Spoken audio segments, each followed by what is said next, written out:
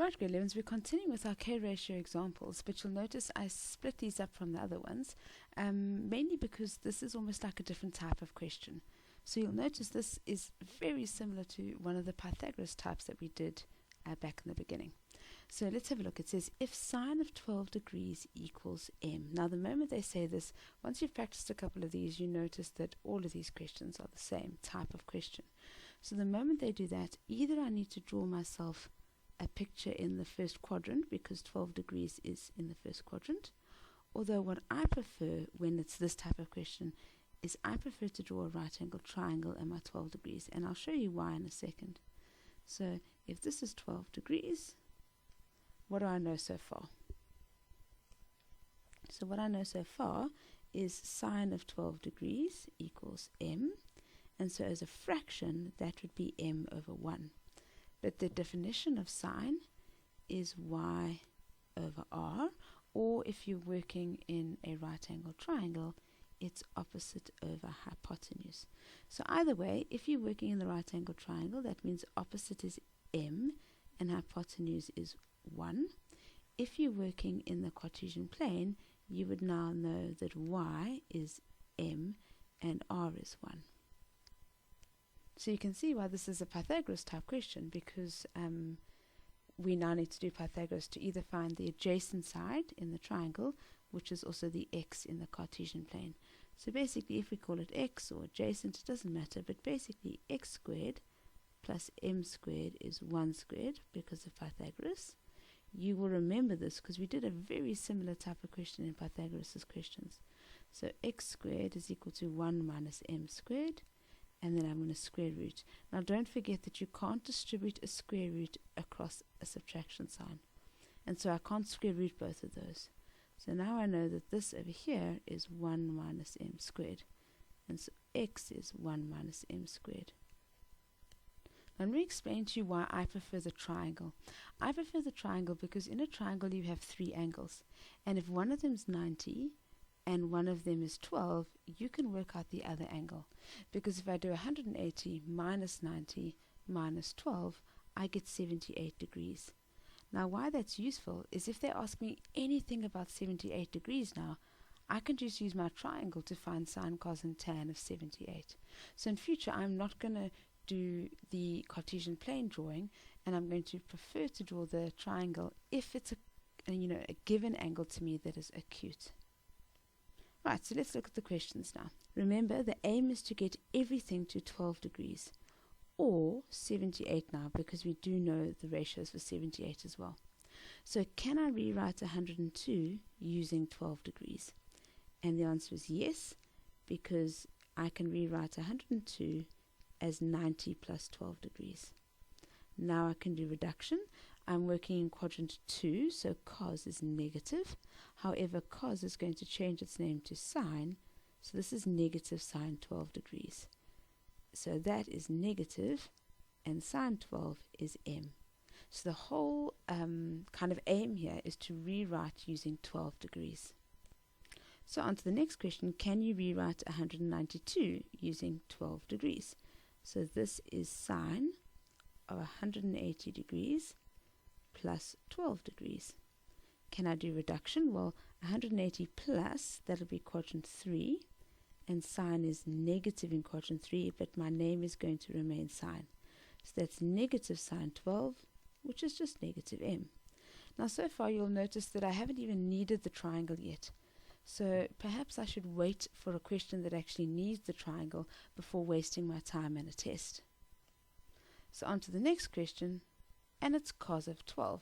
Now this is exactly the example of where I need my triangle or my picture, because this is 12 degrees. I can't rewrite this using 12, it is 12.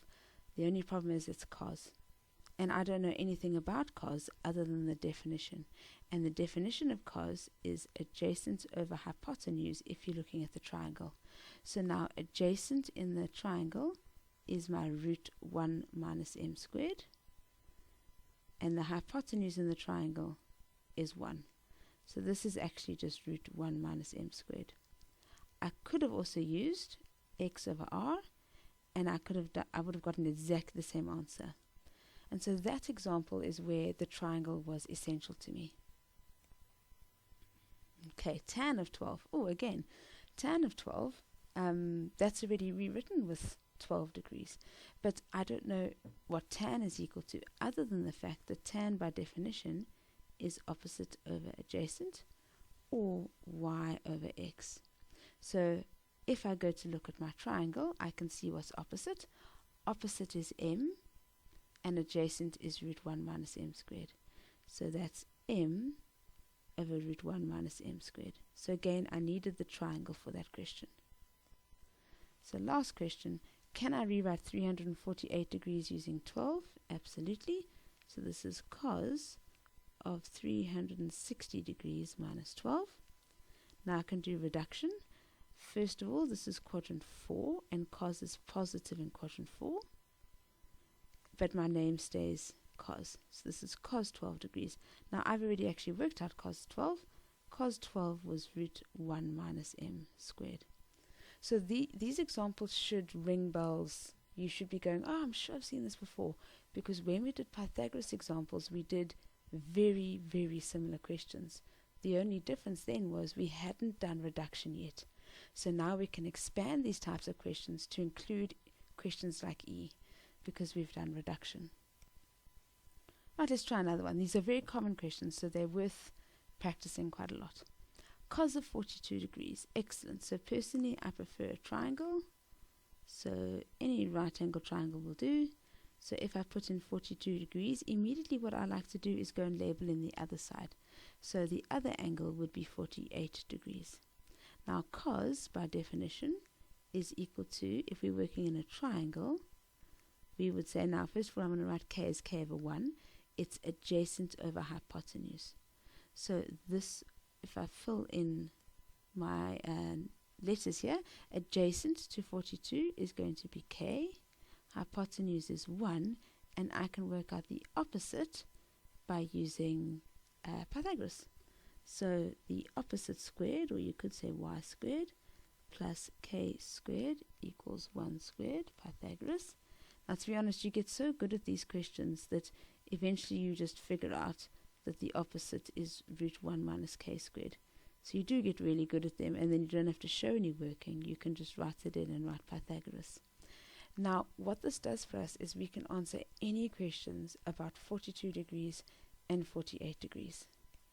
So first question, sine of 42, not a problem, because sine by definition is opposite over hypotenuse. So that's root 1 minus k squared. Technically over 1, but we all know that that just simplifies to root 1 minus k squared. Oh, and here's a perfect example, cos of 48 degrees.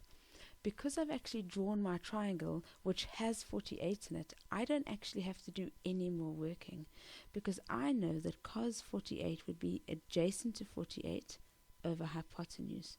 So adjacent to 48, careful not to 42, adjacent to 48 is root 1 minus k squared, and the hypotenuse is 1. And so what do you know? I get root 1 minus k squared. Now why are those the same? Well, because these are co-ratios. 42 plus 48 is 90. And so sine of 42 would be the same thing as cos of 48. Now I could have done this differently. If I hadn't drawn the triangle and I'd drawn the Cartesian plane, so I actually didn't know about 48, I could rewrite 48 as 90 degrees minus 42 degrees. That is 48. Then I would have done reduction. That is positive because it's quadrant 1, but my name changes to sine. And sine 42 degrees is exactly what we found in question A. So this is root 1 minus k squared. So that is a way to do it if you hadn't drawn the 48 degrees in and you hadn't thought of that. So notice that's exactly why cos of 48 is the same as sine of 42. Right, 222. So can we rewrite 222 using 42?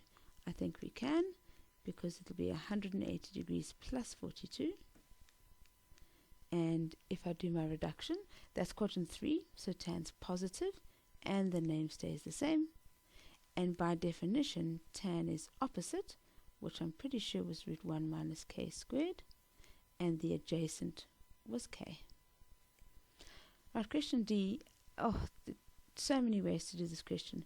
Personally, with negative angles, either you can add 360 degrees, I should erase that, either you can add 360 degrees and then work with reduction from that, or you can just remember, and this is what I do, I just know that cos of a negative angle is exactly the same thing as cos of the angle.